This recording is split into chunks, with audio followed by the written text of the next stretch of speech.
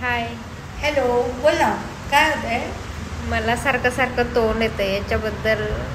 सारखं सारखं तोंड येतंय? हो. किती वेळा झालं असं येऊन? सारखं म्हणजे महिन्यातून 2-3 वेळेस. ओके. आणि तुझं पोट वगैरे साफ होतोय का? नाही. पोट साफ होत नाही ना? एक मेन कारण आहे तोंड यायचं की आपलं पोट साफ होत नाही.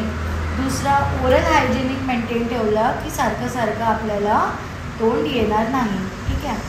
आणि तिसरा कसं असतो की आपण आपल्या शरीरात विटॅमिन B6, B12 ह्याचे पण कमी असतात ना, त्याच्यामुळे पण आपल्याला तोंड येतो.